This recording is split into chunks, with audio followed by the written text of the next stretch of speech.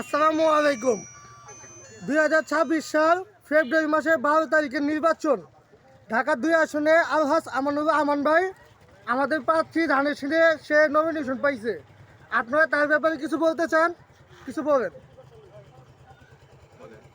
সবাই সবাই একত্র হইয়া এই গ্রামের লোক 8 নম্বর ওয়ার্ডের লোক রানাগর ইউনিয়ন এক লগে গিয়া সবাই মিলেমিশে সকাল 8টা ধরে কেন্দ্র গিয়া ধানের শীষে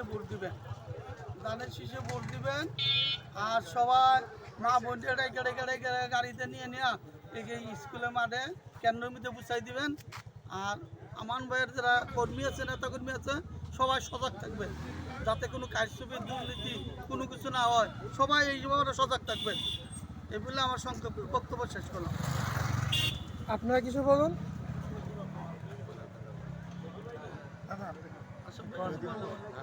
আগামী নির্বাচন অত্যন্ত গুরুত্বপূর্ণ নির্বাচন। 17 বছর পরে আমরা ভোটের অধিকার ফিরে পাচ্ছি। অতএব সবাইকে মিলেমিশে কাজ করতে হবে।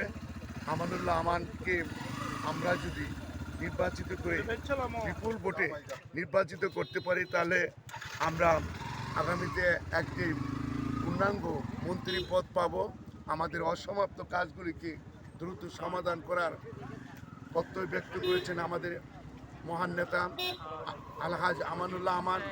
আমাদের কেরানীগঞ্জের গর্ব, এই এলাকাকে অন্ধকার থেকে আলোকিত করেছেন এবং আগামী দিনে তার প্রতিশ্রুতি এই কেরানীগঞ্জকে সবুজে ভরে দিয়ে আমাদেরকে উন্নয়নের একটা মডেল হিসাবে পরিচিত করবে, এই আশা তিনি ব্যক্ত করেছেন।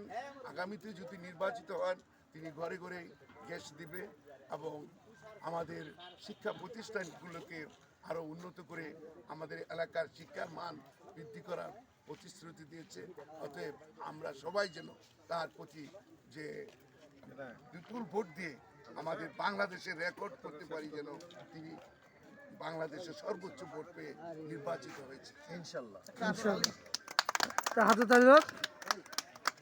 দর্শক, আপনারা শুনলেন যে ঢাকা কেরানীগঞ্জ তারানগর থেকে আলহাজ আমানুল্লাহ আমান ভাইয়ের ভক্ত তারা কি বলবো।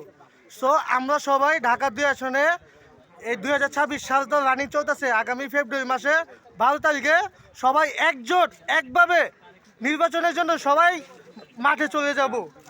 মার্কাটা কি হবে? ধানের শীষ। মার্কাটা কি হবে? ধানের শীষ। জয় সৈনিক। ধন্যবাদ, সবাই ভালো থাকবেন। ধন্যবাদ, আল্লাহ হাফেজ। আচ্ছা, ঠিক আছে। বাই। ধানের শীষ, আর কোনো মার্কা নাই, ধানের শীষ।